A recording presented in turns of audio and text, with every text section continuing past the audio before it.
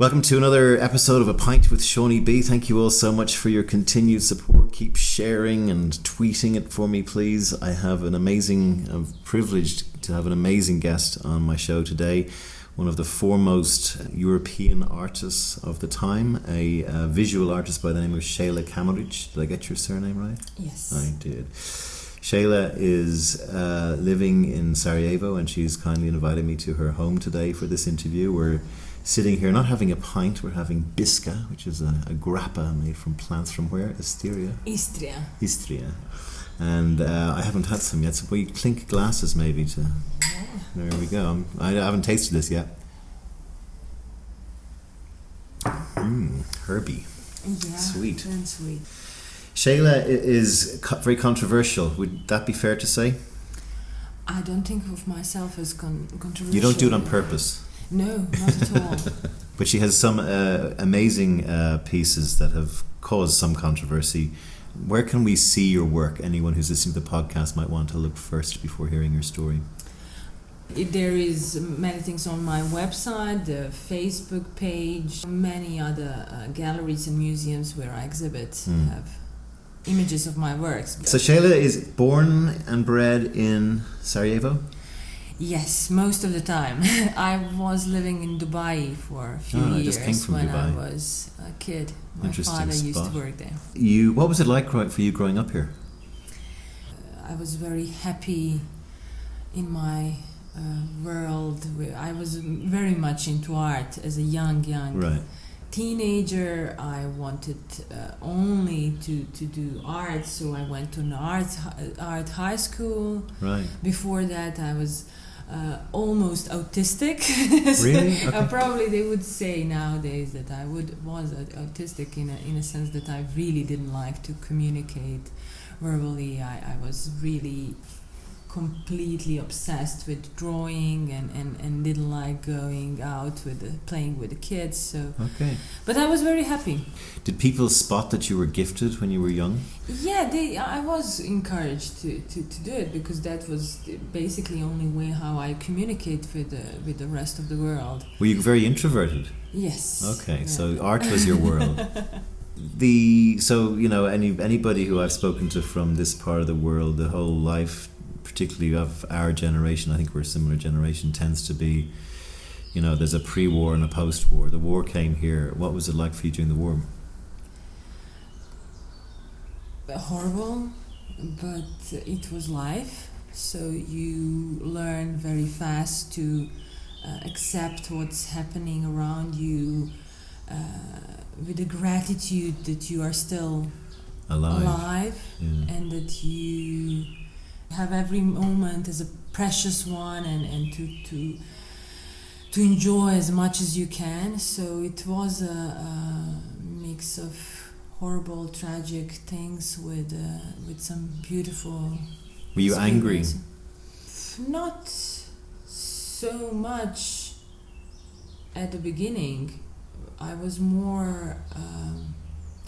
I was deeply sad. I couldn't understand what's happening, and I was just crying because I was. There is one thing, when the war started, I cried because the buildings were being destroyed, and then my father told me, don't cry over buildings, that's something we can repair.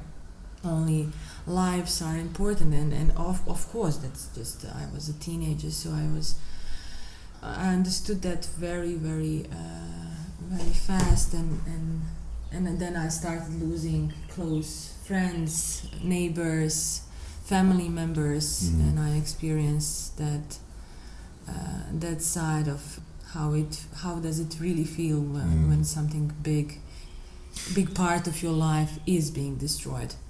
Was your art still part of your life then, or did you have to just go back to basics and survival, or were you still able to do some? I actually made a work called Basics, which was a direct answer to your question. I was at the beginning I thought that the art is escape for everything, and then when you are in a position where you have a lack of food and water and electricity, everything, you start to understand that you really have to have basics so you can create art. So I think that's where the big transformation in for me happened when I opened up to the rest of the world and understood that I can't rely on art. I have to rely on myself. I stopped thinking so much about art and doing it. I finished high school, I went to Academy of Fine Art, and I slowly went into the direction of graphic design. Yes. But I considered it more as an escape, in a practical escape. I was doing my job. I was working. You were fitting in. It was. I didn't thought of it as an art. Was that uncomfortable for you, trying to go down that road? Because presumably that leads to a job, and then you're a graphic designer rather than an artist, right?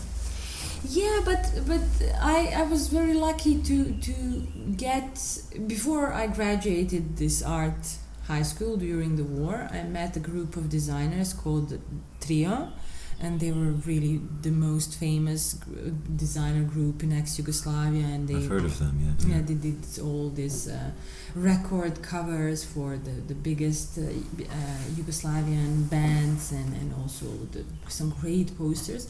So I met them and I started working with them, learning at first, and then helping out, and then slowly they gave me more and more responsibilities. So very soon I became equal. Thanks to them, I didn't consider it as a job. It was fun, but still I knew that it's not exactly what you wanted. What I wanted to do. One of the things when I came, this is my 4th visit to Sarajevo, and when I first came, maybe 2003 or 4, I'd never been before, and one of the things, it was winter time, it was snow, and I had my own vague, typical European, not very conscious and not very involved in understanding what was going on. I've since learned an awful lot more about what happened here. My first reaction was that there seemed to be a bullet in every building. And going back to what your father said about don't fret over buildings being hurt, damaged. But you did a lovely piece I saw preparing for this interview, which was the bullets by your bedside, by your bedroom wall. And I found that quite, as if that was the brief. Every building has a sort of a shrapnel wound or a bullet through it, and you had this beautiful piece which just was 12 bullets, but they were where you said that was where your head was, on the other side of that wall. That was very poignant for me. That sort of work, when you were doing it, was it personal, or were you trying to make political points, or how tell me what your mind was thinking when you were making that sort of stuff? For me, it always starts very personal. It has to. I think that any other way would be wrong, because it wouldn't be true to yourself. And how can you communicate to others and tell them what to feel, or try to lead them into one way of thinking if you don't really go deep inside yourself, in your emotion, and really see what that means to you. And so with every other work, even those who are considered very, very political, I just needed to tell what's on my mind and in my soul. Is photography now your primary medium, or do you do all sorts of do you paint and all that as well? Or? I don't do paintings, but I do everything else. It seems like I did many film works, including short fiction films. Yeah. One of them was shown in Venice Film Festival. Right. Last year I also had a film in Rotterdam Film Festival. So film was also important part of my practice. But I do also type of works which I call needlework. So I do use a lot of knitting. Really? and also the fabrics and sewing. So it's different kind of works. How did you move then from Trio into sort of becoming... Was there a time in your life when you said, okay, this is it, I'm now going to be a visual artist, or did it just happen? Like, was there a time when you had to make a decision? Yes, there was a particular moment. Actually, they went into advertising. Yeah, Fabrica, right? Yes, and I followed. And very young, I ended up being an art director in the advertising agency. Bet you hated that. Yes. I didn't know how much I hated it at the time. I was just, being practical, I guess, and just working and being passionate about what I'm doing. But I knew that that's somehow not really... I felt how much it clashed with me as a person and everything that I believed in. So in 2000, I was invited to participate in Manifesta, which is European Biennial of Contemporary Art. And I had a installation which was very successful, public installation called EU Others. And after that, somehow it all started. I got a lot of press coverage from New York Times to Art in America. They mentioned my work, and so I got lots of invitations to do shows. So then I quit advertising and I dedicated. You said this is it. I said this is it, and if I have to do it for money, I'll do it as long as it takes to. And luckily, I didn't have to do it for a long time. So I was a freelancer maybe next year or two, and after that, I could. A lot of my sort of modern artists, visual artists friends say it's very, very difficult to make money from it because so much of it is conceptual and it's hard. Like a lot of it is. I don't really think it's hard to live from art. I think it's very easy to live from art. Why do you say that? Simply because we do what we like. Right. And suffering is part of our personality rather than a choice of job. So it's a need to do. Uh-huh. So. But what if someone said, "Well, we need money to live"? Of course, but everybody needs money to live. So it's just a question to work harder. And there are compromises. Artists are more lucky, so they don't have to compromise that much. But on the other way, you never know when it happens. If the success is really good for you, or it just push you in a wrong direction. And does success cause you to become? Does it inflate egos or anything with you, or does it make you kind of think? I always doubt myself. Yeah, I think I do too. I think that's so. When somebody flatters me and when I get a lot of attention, it's good. But in the same time, I think there is something wrong. It has to be something wrong with this, or they don't know what they are talking. This is not good. And what about criticism? Criticism is usually I agree. I can never hear something bad because I already thought of it for sure. There's another thing about art which I don't paint or I write. I've written plays and I do some movies as well. But there's this time I find it's hard when to let go of it, when to actually stop dicking around with it, particularly if it's something written, and then just say, okay, this is finished. I think maybe because of my background is in advertising, and we tend to always be asking for approval from a paying client. Is this right? And the client eventually goes, yes, that's right. Yeah, but that's the moment in art when you feel the most passion about it. Know that you have to let it go. You have to show it to someone. And when you are so happy about it, somehow it's when you overthink. It can be damaging for the work, or it means that it's something seriously wrong with it because it doesn't. Well, I found I had to sort of go, because everyone has an opinion. If you send it out to people who exactly, and then if you took everyone's opinion, you have to make No, I'm deliberately doing it this way. And sorry, thanks for your advice, Yeah. but it's like it's kind of hard to sort of. And also, for me, creating art is all about what I want to leave behind.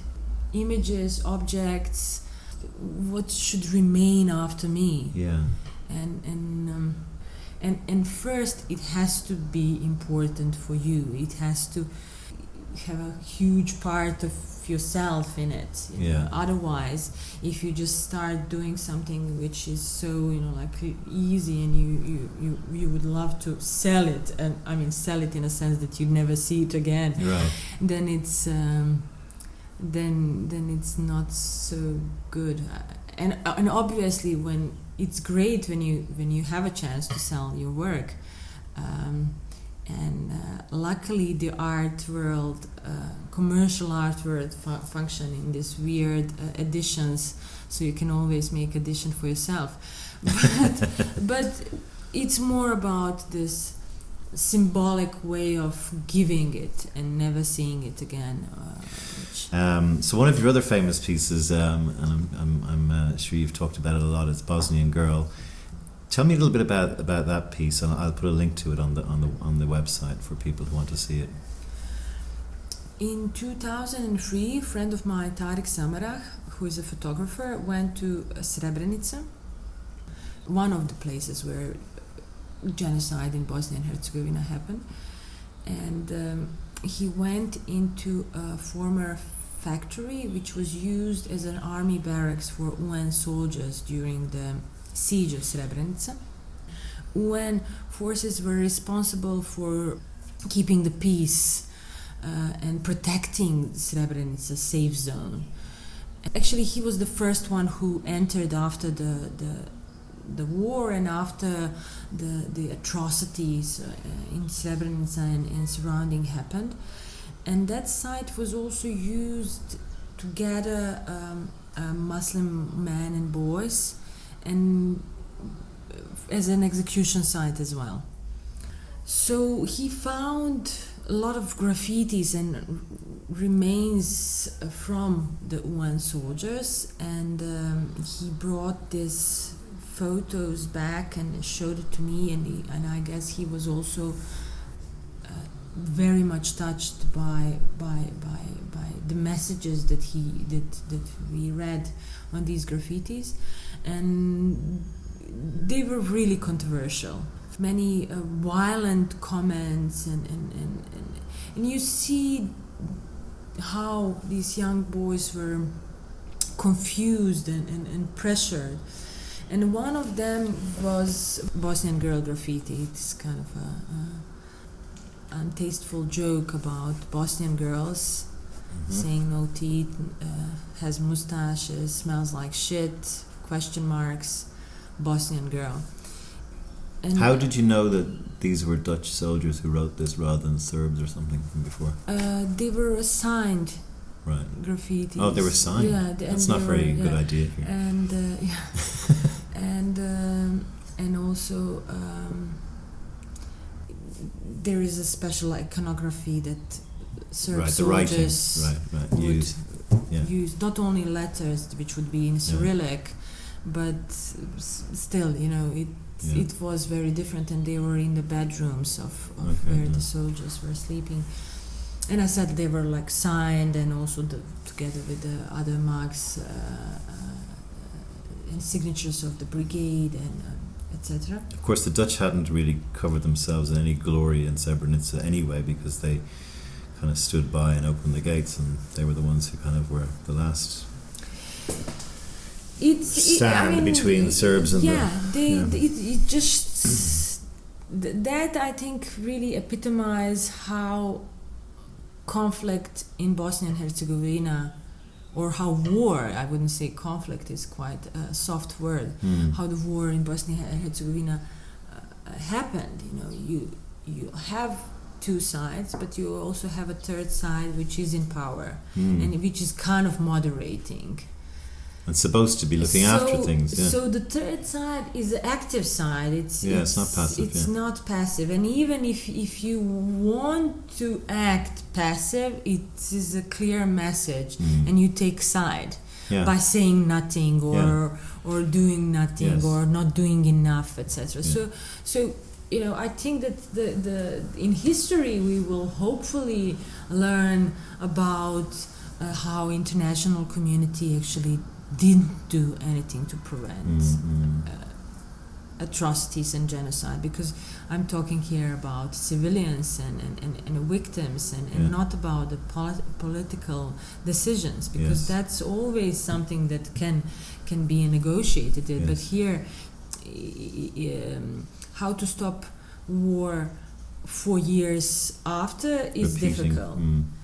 Or how to stop the war now in Syria. It's very difficult. But when the war starts, there is a point where someone can intervene and make it stop. Then you prevent all these civilian victims. And when you just let it go for years and years, then it's impossible.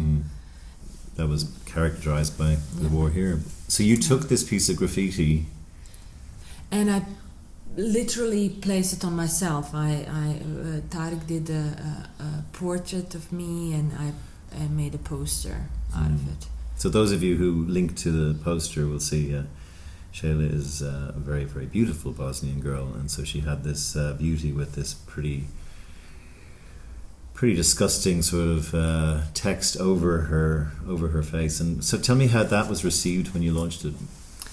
This work really talks about the prejudice in general. So we are all victims, and we, but in the same times we are the ones who keep violating others with our own prejudice. And it's not about if someone smells or not, or how someone looks. It's about understanding the wider context and being careful when you judge. Why did you decide to put yourself in the picture? It could only be me. Okay. I had to be again a victim. I have to be again the one who takes all the blame, or takes all the pain as well. So what was the reception to it when you first launched that piece? We decided to go with this poster. And so we did like a small campaign, to use this advertising term. So we started in Sarajevo on the anniversary of fall of Srebrenica. In 2003 we did it. So on that day the posters were all over the city, and also we did a kind of poster campaign in the rest of the Bosnia. That would have been probably the most in-your-face kind of poster that's ever gone up on the streets of Sarajevo, right? It was shock. Yeah. And people stopped and asked what this is. Is it for real? Yeah. And it was one of... And also I'd say people didn't get it. A lot of people thought it was real or something, But that was the beauty of it. Yes, and that was the moment where you need to stop and think. Yes. Same as the message of the work. Like you need to stop really and think before you say something and before you even think of it. But very soon it just shifted, and somehow those who should be most offended, which would be a woman from Srebrenica, they took it as their own image. Yeah. Which is what you intended. Which was my intention, And there are many interesting stories about how for example the U.S. Embassy in Sarajevo ordered that the posters of the Bosnian Girl would be removed from the whole surrounding area, really? Because they didn't know what how to position themselves. Yes. Later, of course, it was everything was fine, but at the beginning they really didn't know what. And one great thing which I'm very proud of is that the internal investigation about graffitis in UN was Instigated. Really, was it? Not because somebody needs to be punished and point out. It also, I think that this graffiti really shows that you can't really, as a big authority, put 18-year-old boy to go somewhere far from home to defend something that he doesn't understand. Because you're right, that's not a mature person writing that. And this it's a baby. Exactly. And this work really tells that story. I agree. It is anti-war poster, Yeah. which talks directly about Srebrenica. But I think that the message is so universal that even people who never heard about Bosnia or Srebrenica can relate to it. What do you feel the role of art is in that regard, and your part that you're playing in it in terms of changing people's behaviour and the way people think? As I mentioned, art is a great escape, but it's also a great corrective. The art is more trustful as a historical evidence than many words. Yes. So. And I think that there is a reason why systems which tries to control us humans as a puppets, as a obedient, try to take the art and culture from us. So I think that any parent should always encourage kids to do art and should always understand how that is precious for any healthy development. Yes, I agree. So because a lot of schooling teaches kids to be the same. And encourages them to be similar. And also it's so wrong.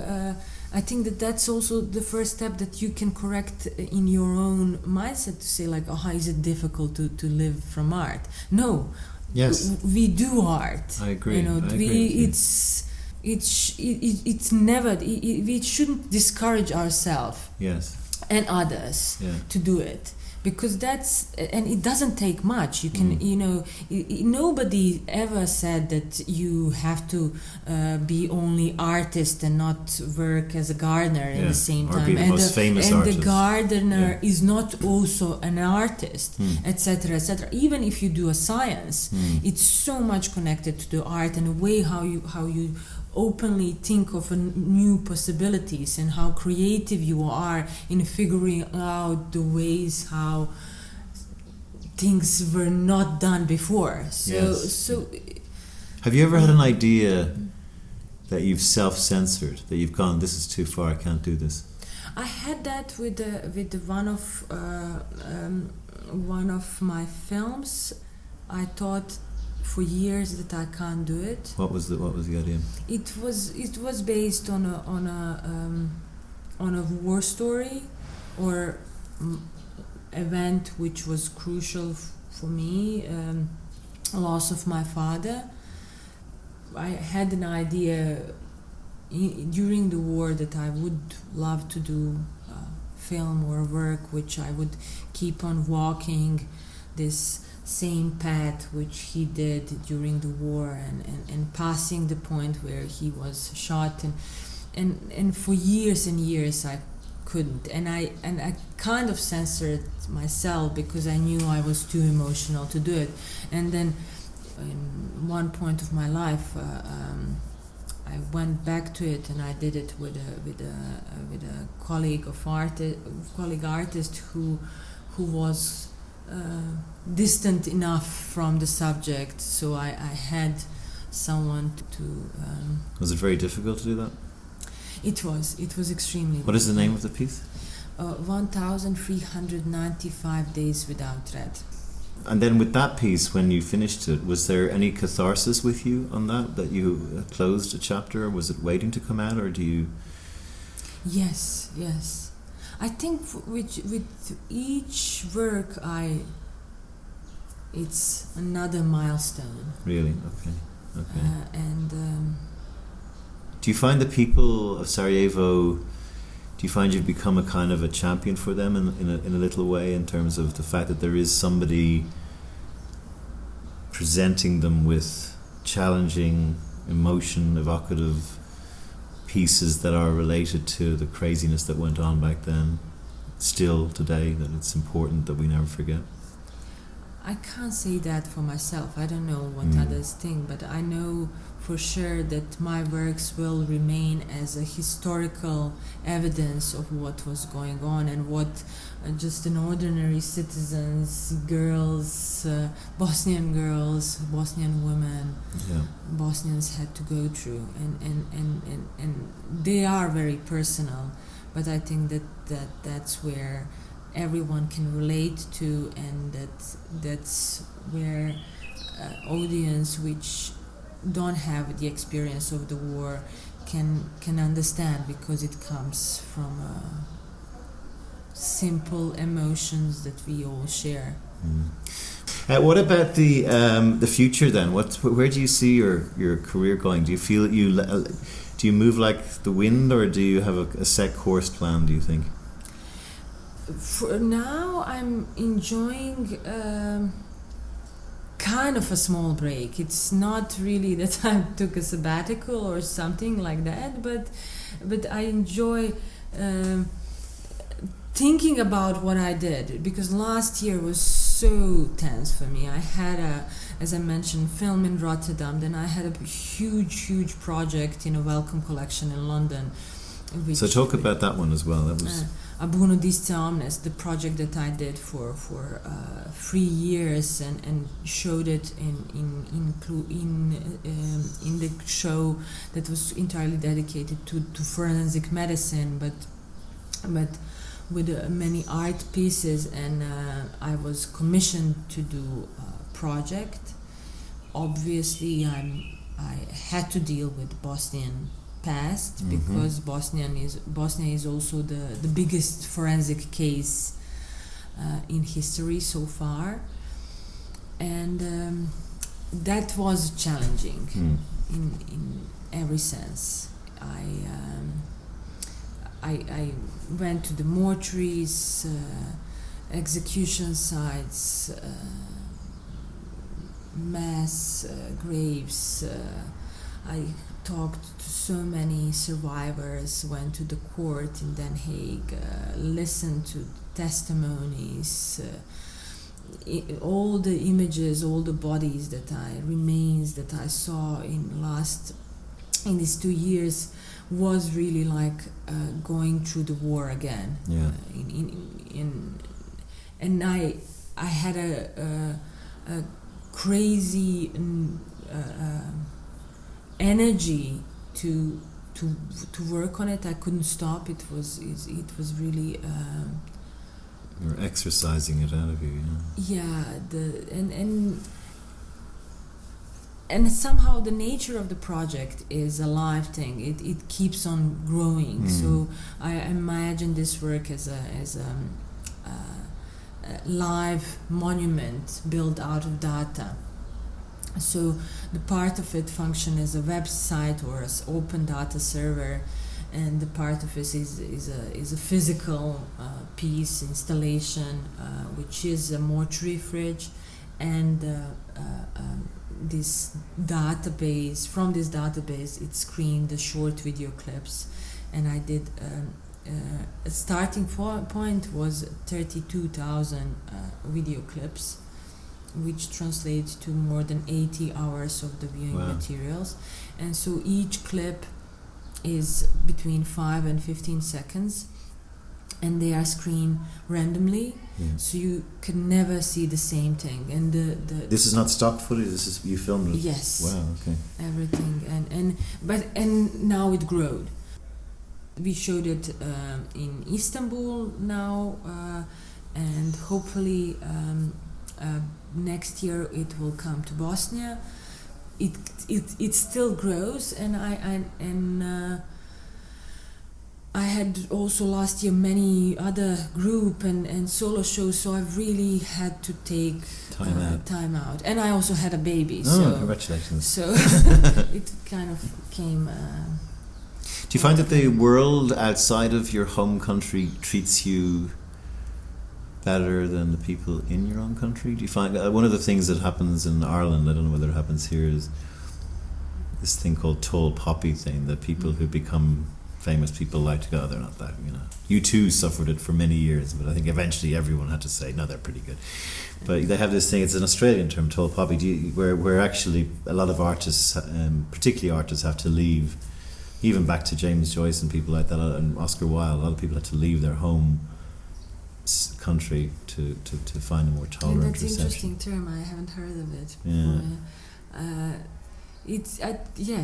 That's kind of a natural way of things. But I would say that here it's more because Bosnia is in such a mess as a country. Like we are really so poor and messy place, and when I talk to friends from Croatia, they say like, no, but it's horrible also here. And then I go to Paris or Germany or whatever, and they say like, no, but here is horrible. We have a horrible politicians and blah blah blah.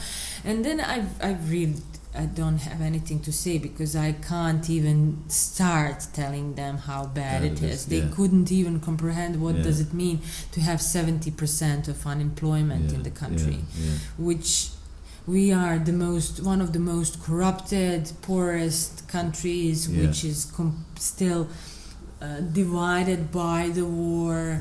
We just don't have weapons, so it's peace, but people are still fighting in their own heads, and so much trauma. Like we still have 9,000 missing people from the war. So it's such a. So given all of that, and to me it feels very like the start of the podcast where you were talking about yourself as a young girl coming to terms with this in a sort of introvert way, that quite a lot of your work seems to be almost confronting a lot of the things that you were trying to make sense out of, a lot of things that were just completely nonsensical to you. What do you say to that little girl now? What or any little girl? What have you learned in your life that you'd like to share with people coming after you? I know you're still very young, by the way. Not really, but it's interesting that the most simple things are most true things. These Explain are that just now. like Explain really that. basic. Like the world is horrible place, but we have to make most of it. Right. And the life is difficult, but you have to struggle, so you have the beautiful moments and you leave something behind. And it's super simple, because nobody, ever should sell the lie that the life is, that we are living in heaven, that this is a paradise and that all is good and everything good will happen.